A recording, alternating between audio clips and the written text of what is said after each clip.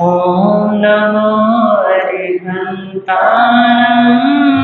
ॐ नमो त्रिविधेताय ॐ नमो आर्याणां ॐ नमो वज्रायाणां नमो लोहे सब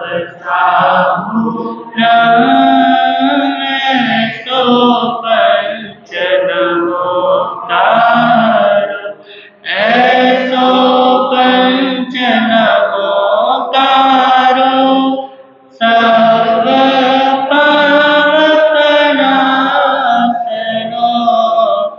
मंगलारंच सवे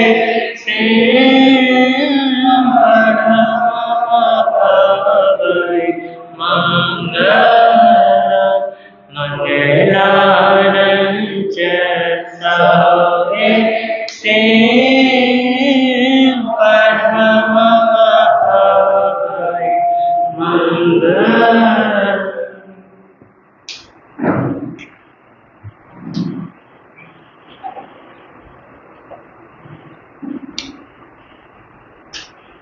धम्म मंगलमुखितं अहिंसा संयम तवो देवादितं नमस्ते जस धम्मे संयमनो भगवन तेरी आराधना भगवन तेरी आराधना मेरी जिंदगी की शान हो बस यही वरदान दो बस यही वरदान दो मेरी आत्मा बलवान हो भगवन तेरे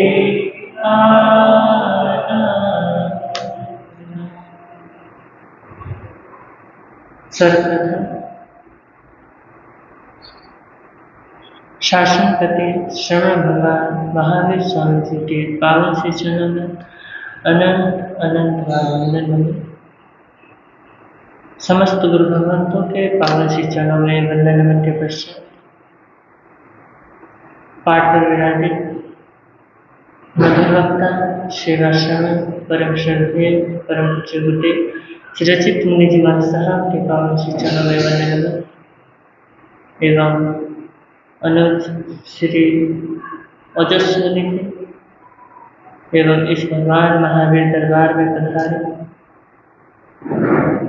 धर्म प्रेमी बंधुओं माताओं एवं बहनों आप सभी का मैं हार्दिक हार्दिक स्वागत करता हूँ।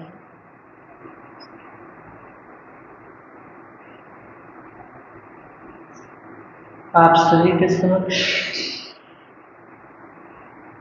मैं अपने भाव व्यक्त करूं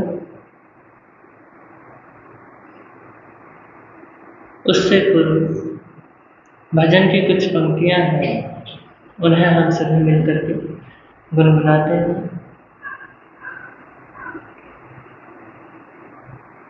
सुन लो प्रभु जी मैं तो भूला रे डगरिया सुन लो प्रभु जी मैं तो भूला रे डगरिया सुन लो प्रभु जी मैं तो डगरिया राह बता दो मेरे जिनवरिया मैं तो भूला रे डगरिया सुन लो प्रभु जी मैं तो भूला रे डगरिया राह बता दो मेरे जिनवरिया मैं तो भूला रे डगरिया सुन लो प्रभु जी मैं मैं तो डगरिया। भव भव भटक बहुत दुख पाया रे, भव भव भटक बहुत दुख पाया रे। तेरा लिया शरण प्रभु छोड़ जग माया रे। पार करो जी भव सागरिया, मैं तो भूला रे डगरिया। सुन लो प्रभु जी मैं तो भूला रे डगरिया। सुन लो प्रभु जी मैं तो डगरिया। तुम हो दयालु प्रभु उपकारी रे, तुम हो दयालु प्रभु उपकारी रे। आया जो भी द्वारा तेरे नैया को बारी रे। तुम हो प्रभु जी मेरे खेवटिया, मैं तो भूला रे डगरिया। सुन लो प्रभु जी मैं तो भूला रे डगरिया। सुन लो प्रभु जी मैं तो भूला रे डगरिया। राह बता दो मेरे जिनवरिया, मैं तो भूला रे डगरिया। सुन लो प्रभु जी मैं तो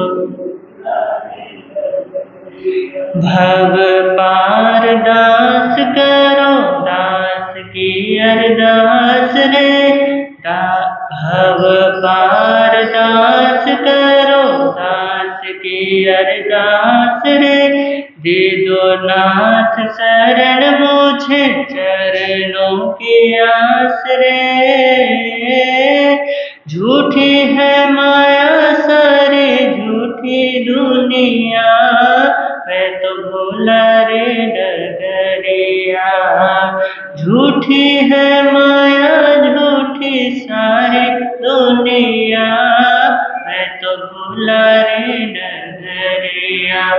सुन लो प्रभु जी मैं तो भूला रे डगरिया। सुन लो प्रभु जी मैं तो सेवा भक्ति नहीं जानो कैसे तुझे पाऊं रे। सेवा भक्ति नहीं जानो कैसे तुझे पाऊं रे। सौंप दिया जीवन सारा और मैं क्या लाऊं रे।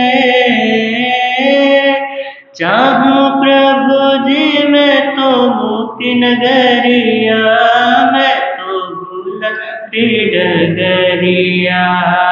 चाहूं प्रभु जी मैं तो मुक्ति नगरिया, मैं तो भूला रे डगरिया। सुन लो प्रभु जी मैं तो रे डगरिया। सुन लो प्रभु जी मैं तो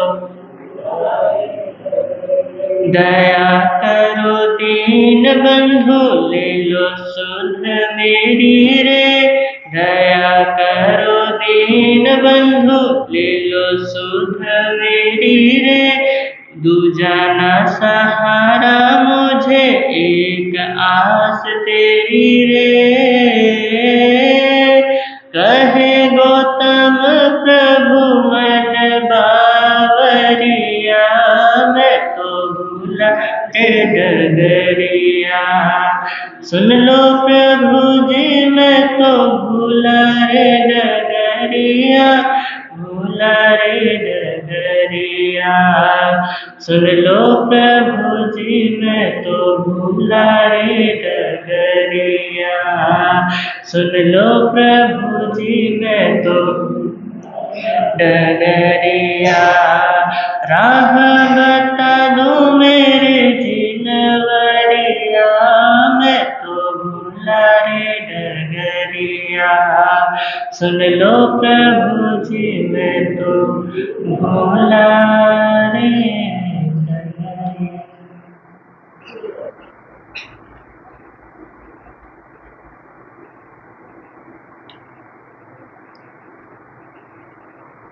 हमारे जीवन में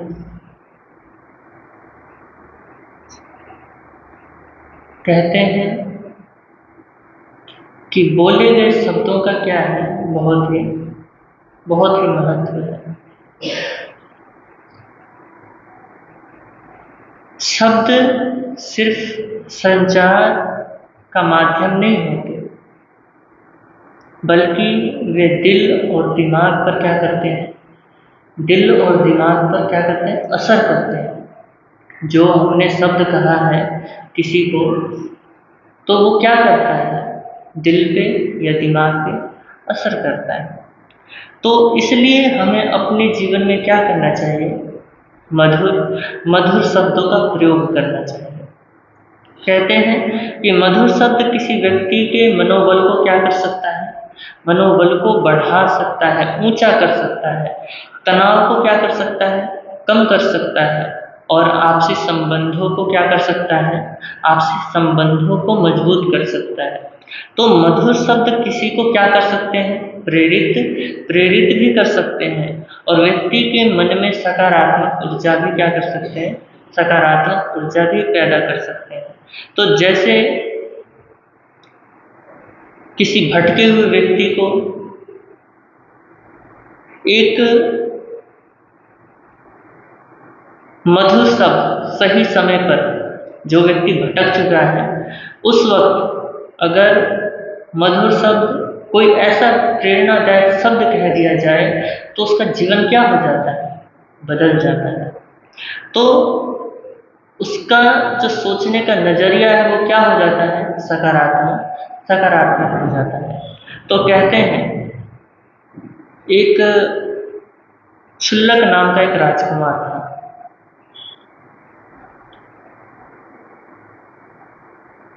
पूर्वगत संस्कार के कारण वो बाल्यकाल में क्या हो गए, दीक्षित हो गए, और अपनी माता यशोभद्रा जो साध्वी बन चुकी है, उनके चरणों में अपने गुरु से दीक्षा लेकर के ज्ञानार्जन करने लगे। जब वे बाल्यकाल को छोड़ करके, किशोरावस्था को छोड़ करके युवावस्था में प्रवेश करते हैं, तो उनके मन में संसार के प्रति क्या होता है, संसार के प्रति आकर्षण पैदा होता है। संसार उनको क्या करने लगता है, लुभावना लगता है। तो संसार के प्रति उनका आकर्षण इतना बढ़ गया कि वो बात मन में क्या नहीं होने लगी, पचने नहीं लगी। यानी वो क्या करते थे, मन में बात आती थी कि मैं क्या कर जाऊं, संसार के भोग क्या करूं, भोग, लेकिन वो बात वो मन में ही क्या करते थे, दबाते थे। लेकिन वो बात असहनीय हो गई, यानी अब क्या नहीं होने वाला, वो दबने वाला नहीं है। तो अपनी माँ के पास वो जाते हैं और कहते हैं कि माँ बात ऐसी है, मेरे को अब क्या नहीं करना, अब संन्यास जीवन नहीं जीना, अब मेरे को साधु जीवन में नहीं रहना है, मुझे क्या करना है, संसार में जाना है। तो माँ के आंखों में क्या आ गए, आंसू आ गए, और माँ ने कहा कि बेटा चल, संसार में जाना है, कोई बात नहीं, लेकिन 12 वर्ष तुझे क्या करना है, मेरे पास रुकना होगा। तो मोह के वश वो क्या हो गए, माँ के पास रुक गए। कहा कि चलो 12 वर्ष की तो बात है, 12 वर्ष और रुक जाते। 12 वर्ष तक माँ ने अब क्या करना शुरू कर दिया, ज्ञान ध्यान के साथ वैराग्य वाले कथाएं, कहानियाँ, वैराग्य से भरे हुए उपदेश क्या करने लगे, उनको सुनाने लगे। लेकिन अब क्या नहीं होने लगा, क्षुल्लक मुनि पे कोई प्रभाव नहीं हो रहा। अब किसी भी तरीके से 12 वर्ष पूरे हुए, फिर उसके बाद माँ के चरणों में पहुंचे माँ को कहा, माँ अब मैं क्या करना चाहता हूँ, संसार में जाना चाहता हूँ। तो माँ ने कहा, बेटा तू चला जा, लेकिन मेरी गुरनी से क्या कर, मेरी गुरनी से आज्ञा ले। अगर वो कहते हैं कि संसार में चला जा तो तू क्या कर जाइए, संसार में चला जाइए। तो उसने कहा कि ठीक है। वहाँ से निकला, गुरनी जी के पास पहुँच गया। गुरनी जी के पास पहुँचने के बाद बोलता है कि गुरनी जी बात ऐसी है, मुझे अब क्या करना है, संन्यास छोड़ना है, साधु जीवन छोड़ना है। अब मुझे क्या नहीं कर रहा, संन्यास रुच नहीं रहा है, यानी मुझे अच्छा नहीं लग रहा, मुझे संसार अच्छा लगने लगा है। तो मुझे क्या करना है, संसार में प्रवेश करना है। तो आप क्या कर दो, आज्ञा दे दो, ताकि मैं क्या कर सकूं, इस संन्यास, इस वाणी को छोड़ सकूं। तो गुरनी ने समझाया, बेटा संसार क्या है, असार है, और तू बार बार इतना अच्छा बाणा पा करके तू क्या करना चाह रहा है, संसार में जाना चाह रहा है। तो उसने कहा कि अब मुझे क्या नहीं है, अब मेरे ऊपर ये उपदेश प्रभावी नहीं है। तो उन्होंने कहा कि चल कोई बात नहीं, संसार में चला जाइए, 12 वर्ष क्या कर, तू वहाँ अपनी माँ के पास रुका, 12 वर्ष अब क्या कर, मेरे पास भी रुक जा। अब क्या करने लगी गुरनी भी उपदेश देने लगी, वैराग्य से भरा हुआ उपदेश देने लगी, लेकिन उसके ऊपर तो भी कोई असर नहीं हुआ। 12 वर्ष किसी तरीके से पूरे हो गए। फिर उसके बाद गुरनी के पास आता है, मेरे को क्या करना है, संसार में जाना है। फिर उन्होंने कहा कि ऐसा कर, संसार में क्या कर जाइए, चले जाइए, लेकिन अपने गुरु से आज्ञा लेकर के क्या कर, अपने गुरु से आज्ञा लेकर के जा। तो अब गुरु के पास गए, अब गुरु ने भी क्या कर लिया, पकड़ लिया 12 वर्ष के लिए। अब 12 वर्ष वहाँ भी क्या है, रहने लगे। अब किसी तरीके से 12 वर्ष वो भी व्यतीत हुए। फिर उसके बाद गुरु के पास पहुँचे। गुरु ने कहा कि बेटा अब तक तो तूने मेरे पास क्या किया, ज्ञान अध्ययन किया, अब ऐसा कर, जाते जाते उससे पहले आचार्य को क्या कर दे, आचार्य को बता दे कि तू क्या कर रहा है, इस वाणी को छोड़ रहा है और संसार में जा रहा है। तो उसने कहा कि ठीक है, मैं जाता हूँ। अब आचार्य के पास पहुँचे, आचार्य ने क्या कर लिया, आचार्य ने उसे रोक लिया और कहा कि अब तक तो 12 वर्ष रुका, अब 12 वर्ष मेरे लिए भी रुक जा। अब ज्ञान अध्ययन करने लगे। उसने सोचा कमाल है, अभी तक मैं पढ़ ही रहा हूँ, अभी तक अब कौन सा ज्ञान ऐसा रह गया जो बच चुका है। तो मन को मार करके क्या करने लगे, वहाँ पे रहने लगे। और 12 वर्ष कैसे बीत गए पता भी नहीं चला। लेकिन उसको क्या लगने लगे, एक दिन भी 12 वर्ष के जैसा ही प्रतीत होने लगा। तो 12 वर्ष किसी भी तरीके से व्यतीत हो गए। और इस बार उसने आचार्य से आज्ञा नहीं मांगी और चुपचाप निकल लिए। और चुपचाप निकल करके साकेतपुर नगर की ओर क्या हो गए, प्रस्थान कर गए। और साकेतपुर में पहुंचने ही वाले थे, उससे पहले क्या हो गई, संध्या हो गई, शाम का टाइम हो रहा था। जब वो पहुंचे वहां, तो नगर के बाहर नृत्य मंडली जो क्या करते हैं, नाटक करते हैं, डांस करते हैं, उनकी महफिल जमी हुई थी। वहाँ पे राजा, धनाढ़, पता नहीं बड़े बड़े लोग क्या थे वहाँ पे बैठे हुए थे। नगर के लोग भी वहीं पे बैठे हुए थे, नृत्य देख रहे थे। तो जैसे ही वो वहाँ पहुँचते हैं, एकदम से उनके पैर क्या हो जाते हैं, ठिठक जाते हैं। क्योंकि वो जो नृत्यिका थी वो इस तरीके से डांस कर रही थी कि सबके मन को क्या कर ले रही थी, मोह ले रही थी। तो उस नृत्यिका ने उस मुनि का भी मन क्या कर लिया, मोह लिया। अब तो मुनि रहे नहीं, तो बाणा वही है। तो वो जैसे ही वहाँ पहुँचे, उन्होंने देखा और नृत्य क्या करने लगे, नृत्य देखने लगे और मादकता बढ़ने लगी। सब क्या कहते, वाह वाह क्या करने लगे, वाह वाह करने लगे। और नृत्यिका अपना कला क्या कर रही है, सबको दिखा रही है। तो अब रात के 12-1 बज चुके थे, लेकिन नृत्यिका क्या कर रही है, लगातार डांस करे जा रही है, नाचते ही जा रही है। लेकिन राजा ने अभी तक क्या नहीं किया, अभी तक उसको पुरस्कार नहीं दिया। और लोग क्या कर रहे हैं, वाह वाह करे जा रहे हैं। तो अब राजा जब तक क्या नहीं देगा, पुरस्कार नहीं देगा, तो लोग कैसे पुरस्कार देंगे। जब जो बड़े हैं वही नहीं देंगे तो फिर छोटे कैसे दे सकते हैं। तो अब क्या होने लगा, नृत्यिका जो डांस करे जा रही है, नाचते जा रही है, उसको अब क्या होने लगा, शरीर में थकान महसूस होने लगी। फिर धीरे धीरे धीरे आंखों में नींद भी आने लगी। तो उसी वक्त जो उस नृत्यिका की जो वो थी, हेड थी, उसने देखा और उसके बाद उसने सोचा, यार अब तो ये क्या करने लगी, अब तो नींद में जाने लगी, ऐसा तो क्या हो जाएगा, ऐसा तो फिर हमारा नाटक चौपट हो जाएगा और राजा क्या हो जाएंगे, क्रुद्ध हो जाएंगे। तो उसी वक्त वो एक काव्य में एक गाथा बोलती है, कहती है, सुट्ठु गायम सुट्ठु वायम सुट्ठु नच्यम श्याम सुंदरी अनुपालिय दोहरायम उसुमीनम ते मापमाये। यानी हे श्याम सुंदरी, अभी तक तुमने बहुत अच्छा नृत्य किया, बहुत अच्छा वाद्य बजाया, बहुत अच्छा क्या क्या तुमने गाया, और अब जब समय है फल मिलने का, तो तुम क्या कर रहे हो, प्रमाद कर रही हो। तो तुम क्या ना करो, प्रमाद मत करो। तो क्षुल्लक मुनि एक किनारे खड़ा क्या देख रहा था, अभिनय देख रहा था।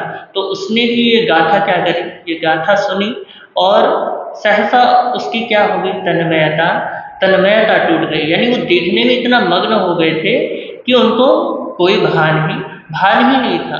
तो एकदम से ये गाथा जब उन्होंने सुना, तो एकदम से उनकी जो मुग्धता थी वो क्या हो गई, टूट गई। तो उन्हें झटका सा लगा और गाथा के अर्थ पर क्या करने लगे, चिंतन करने लगे। तो उनकी आंखें क्या हो गई, एकदम से आंखें खुल गई और तुरंत उसने अपने कंधे का जो रतन कंबल था, जो करोड़ों का था, उसने तुरंत उतारा और उस नर्तकी को दे दिया। जैसे ही क्षुल्लक मुनि ने वो रतन कंबल दिया, इतनी देर में राजकुमार ने भी मणि जटित कुंडल अपने कान के निकाल करके उसको उस नर्तकी को दे दिए। फिर राजकुमारी ने भी क्या कर दिया, रतनहार निकाल कर दे दिया। फिर राजमंत्री ने हीरे की अंगूठी निकाल करके दे दी। फिर नगर की कुलवधू ने रतन जटित कंगन उसको कड़े दे दिए। फिर महावत ने स्वर्ण निर्मित अंकुरा नर्तकी को भेंट स्वरूप यानी पुरस्कार स्वरूप दे दी। जब मुनि, राजकुमार, राजकुमारी, राजमंत्री, कुलवधू और महावत ने इस प्रकार पुरस्कार दिया, तो राजा को क्या हुआ, बहुत ही आश्चर्य हुआ और आश्चर्य के साथ बहुत गुस्सा भी आया। अब वो सोचने लगा कि कमाल है, अभी तक तो मैंने पुरस्कार नहीं दिया और इन्होंने क्या कर दिया, मेरे से पहले दे दिया। तो उन्होंने व्यंग्य कसते हुए सबसे पहले मुनि को कहा कि हे मुनि, तुम तो क्या हो, साधु, और साधु होकर के नर्तकी का डांस देख करके तुम इतने प्रसन्न हो गए कि अपने रतन कंबल करोड़ों का क्या कहते जो कंबल है आपने क्या कर दिया, दान कर दिया। ये कैसा संन्यास है आपका। तो उसके बाद जब ये बात उस क्षुल्लक ने सुनी, तो उसने कहा कि राजन, बात ऐसी है कि मैं भी एक क्षुल्लक क्या हूँ, राजकुमार हूँ, और मैं क्या बन चुका था, साधु बन चुका था। मेरी माँ ने 12 वर्ष तक मुझे क्या दिए, उपदेश दिए।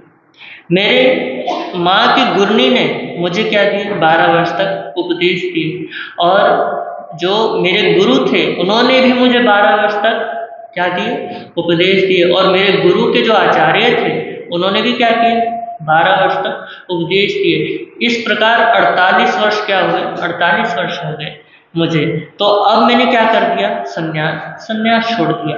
लेकिन जब मैं इस नर्तकी का डांस देख रहा था, जब उस नर्तकी के हेड ने, जो नर्तकी की हेड थी, उसने जब ये गाथा बोली, तो अनुपालियम है ना, अनुपालियम जो उन्होंने कहा कि अभी जो समय है फल मिलने का, उस टाइम क्या कर रहे हो तुम, प्रमाद कर रहे हो। यानी अब जो समय है फल मिलने का, उस टाइम तुम प्रमाद कर रहे हो, ये अच्छी बात नहीं है। ये लाइन सुन करके मुझे क्या हो गया, मुझे ज्ञान हो गया। यानी जो उपदेश मुझे अपने गुरु, अपने आचार्य, अपने मार्ग से कहते नहीं मिले, उनके उपदेशों से नहीं जागा, मैं इसके एक लाइन से क्या हो गया, एक लाइन से जाग गया। यानी जिन गुरुओं के समक्ष मैंने क्या ली, दीक्षा ली, और जीवन बीत गया, कितना 48 वर्ष हो गया मुझे जीवन व्यतीत किए हुए, और संयम का क्या किया मैंने, पालन किया। अब अंत समय में जब उसका फल मिलने वाला है, तो मैं क्या कर रहा हूँ, उस बाणे को छोड़ रहा हूँ। तो इसलिए ये मेरी क्या है, उपकारिता है। इसलिए मैंने क्या कर दिया, ये रतन कंबल दे दिया, और ये रतन कंबल कुछ भी नहीं है। तो ये बात सुन करके राजा को क्या हुआ, बहुत ही आश्चर्य हुआ, और खुश भी हुए। फिर उसके बाद ये बात तो मुझे क्या हो गई, समझ आ गई। लेकिन राजा ने फिर राजकुमार से पूछा कि राजकुमार, तुमने ये जो तुमने मणिजट कुंडल दी, इसका कारण क्या है? तो राजकुमार ने कहा कि पिताश्री, बात ऐसी है कि मैं क्या हो गया था, मैं पाप का भागीदार बनने वाला था। मैं सोच रहा था कि मेरे पिता क्या है, मेरे पिता अभी तक गद्दी छोड़ नहीं रहे, और मैं क्या कर दूं, इनको मार दूं। यानी जब ये भोजन करेंगे तो मैं क्या करूंगा, भोजन में विष मिला करके इनको मार दूंगा, और उसके बाद मैं क्या करूंगा, गद्दी पे अधिकार जमा लूंगा। जब ये बात सुनी तो फिर उसके बाद राजा को क्या हुआ, गुस्सा आया, और उसके बाद बोला कि फिर उसके बाद जब इस नर्तकी के हेड ने ये कहा कि अभी जो समय है फल मिलने का, उस टाइम तुम क्या कर रहे हो, प्रमाद कर रहे हो। तो फिर मैंने सोचा कि तुम्हारा अब तो पिता क्या हो गए, वृद्ध हो चुके हैं। अब वृद्ध होने के बाद कब टपक जाए कुछ पता नहीं है, और अंत समय में मैं क्या करूंगा, अपने पिता को मारूंगा, और उसके बाद वो कलंक क्या हो जाएगा, मेरे ऊपर लग जाएगा। और जिस पिता की मैंने जिंदगी भर सेवा की, वो उसका कोई फल नहीं मिलने वाला। तो अंत समय में खुद मेरे को क्या होने वाला है, फल मिलने वाला है, तो मैं अपने पिता को क्यों मारूं? जब ये बात सुनी राजा ने तो बहुत ही खुश भी हुआ, और पहले जो गुस्सा था वो क्या हो गया, शांत हो गया, और आश्चर्यचकित भी हुए। फिर उसके बाद ये बात भी क्या होगी, राजा को समझ आ गई। उसके बाद कहा कि राजकुमारी, तुमने ऐसा क्यों किया, अपने रतनहार, तुमने इतना महंगा रतनहार उनको दे दिया, किस वजह से दे दिया? तो उसने कहा कि पिताश्री, बात ऐसी है, मेरी उम्र क्या हो गई है, शादी योग्य हो गई है, लेकिन एक आप हैं जो शादी करने से क्या करें, शादी करवाने से झिझक रहे हैं। यानी पैसे कहीं खत्म ना हो जाए, राजकोष क्या ना हो जाए, खत्म ना हो जाए, इसलिए आप क्या नहीं कर रहे, मेरी विवाह नहीं करवा रहे। तो इसलिए मैंने सोचा कि आज ही रात क्या करूँगी, आज ही रात स्वर्ण वगैरह जितने भी हैं इकट्ठा करूँगी, और घर से भाग जाऊंगी, और उसके बाद जब मेरा भाई क्या होगा, राजा बनेगा, तब मैं अपने भाई के पास आकर के फिर दोबारा क्या कर लूँगी, दोबारा विवाह कर लूँगी। लेकिन जब इस नर्तकी के हेड ने ये कहा, तो मेरे जीवन में क्या हो गया, परिवर्तन आ गया कि अब तो मेरे पिता क्या होने वाले हैं, पिता मरने वाले हैं। उसके बाद भाई क्या करेगा, मेरा विवाह कर देगा। तो फिर उस टाइम मेरे मन में पाप आया, लेकिन अब क्या है, अब वो पाप इस नर्तकी की लाइन ने क्या कर दिया, धो दिया। तो ये बात भी समझ आ गई। फिर उसके बाद मंत्री की तरफ राजा मुड़ा, और उसके बाद जब पूछा कि मंत्री, बात क्या है, तुमने जो हीरे की अंगूठी उस नर्तकी को दे दी? तो उसने कहा, राजन, मेरे मन में क्या आ गया, पाप आ गया। मैं शत्रु से मित्रता कर बैठा, यानी उन्होंने मेरे को क्या दिया, उन्होंने मुझे लाभ दिया, यानी पैसे दिए, और मैं क्या हो गया, उनके चक्कर में फंस गया। यानी जिस राजा की मैंने जिंदगी भर सेवा की, जिस राज्य की मैंने जिंदगी भर सेवा की, और आज थोड़े से चंद पैसों के लिए मैं क्या कर रहा हूँ, अपना ईमान बेच डाला मैंने। तो उस पाप को मिटाने के लिए, यानी इस नर्तकी ने क्या कर दिया, मुझे जगा दिया। इसलिए अब मैं क्या नहीं हूँ, अब मैं उस पाप का भागीदार नहीं हूँ। मैंने उस जो पाप आया था मन में कि मैं क्या कर दूंगा, सारे ही राज्य के खुफिया बातें क्या करूंगा, उस शत्रु को बता दूंगा तो वो बात मेरे मन से अब निकल चुकी है। इसलिए मैंने क्या कर दिया, हीरे हीरे हीरे वाली अंगूठी उसको दे दी। तो फिर उसके बाद नगर की कुलवधू से पूछा कि तुमने ऐसा क्यों किया जो सोने की कड़ी दे दी। उसने कहा कि बात ऐसी है, मैं क्या हूँ, एक सार्थवा यानी एक सेठ की पत्नी हूँ, और मेरे जो पति हैं वो कई वर्ष से क्या है, बाहर है, और मेरे अंदर में वासना का ज्वार भाटा क्या हो गया, फट चुका था। तो मैंने सोचा क्यों ना मैं कुरीतियों से क्या करूं, भोग करूं। लेकिन इस औरत ने क्या किया, मुझे जगा दिया कि अभी तक तुमने क्या किया, इंतजार किया, थोड़ा और कर लो, क्या पता तुम्हारे पति आ जाए। तो ये बात सुना तो राजा को क्या हुआ, बहुत ही आश्चर्य हुआ। फिर उसके बाद महावत से पूछा, महावत तुमने क्यों दिया है वो अंकुरा। तो उसने कहा कि राजन, वो जो शत्रु था उस शत्रु ने कहा कि जो राजा का हाथी है बहुत ही क्या है, बहुत ही शक्तिशाली है और समझदार है, उसको क्या कर दो तुम, उसको मार दो। तो मैं क्या करने वाला था, आज उस हाथी को मारने वाला था। तो लेकिन इस औरत ने क्या कर दिया, इस औरत ने मुझे जगा दिया। इसलिए अब मेरे मन में जो पाप आया था वो पाप भी क्या हो गया, धुल गया। कि जिस राजा के सानिध्य में रह करके मैंने जिंदगी भर सेवा की, और जिस हाथी की मैंने क्या की, जिस हाथी की मैंने देख रेख की, पर आज मैं उसी हाथी को क्या करने वाला हूँ, आज उस हाथी को मारने वाला हूँ। तो मैंने इस पाप को मिटाने के लिए क्या किया, वो सोने से निर्मित अंकुरा उसको दान कर दी। और ये कुछ भी दान नहीं है। तो जब राजा ने ये बात सुनी तो वो क्या हो गया, आश्चर्य से भर भी गया, और क्या हो गया, खुश भी हुआ कि सबको क्या हुआ, अपना अपना ज्ञान हो गया। फिर उसके बाद राजा ने सोचा कि कमाल है, मैं क्या हो चुका हूँ, बूढ़ा हो चुका हूँ। बूढ़ा होने के बाद भी मेरे अंदर से क्या नहीं हो रहा है, संसार नहीं मिट रहा। तो फिर उसके बाद उन्होंने क्या किया, अपना सिंहासन उसी वक्त क्या कर दिया, त्याग दिया, और उसी वक्त राजकुमार को उसमें क्या कर दिया, बिठा दिया। और बेटी का जो भार था वो राजकुमार के हाथ में सौंप दिया कि अब शादी वादी जो भी कराना वो तेरे हाथ है। और खुद राजा क्या हो गया, खुद राजा क्षुल्लक मुनि के साथ जा करके उनके आचार्य के पास क्या हो गए, दीक्षित हो गए।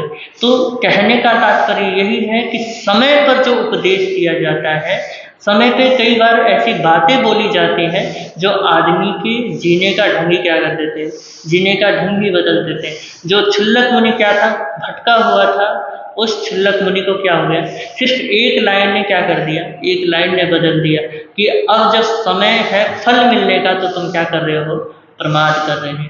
तो कहने का तात्पर्य इतना ही है कि जीवन में क्या करना चाहिए, हमें मधुर बोल बोलने चाहिए, और ऐसे बोल बोलने चाहिए कि सामने वाले को भी क्या मिले, प्रेरणा मिले, और हमें भी क्या मिले, सामने वाले से प्रेरणा मिले। तो इन्हीं शब्दों के साथ ओम शांति, ओम शांति।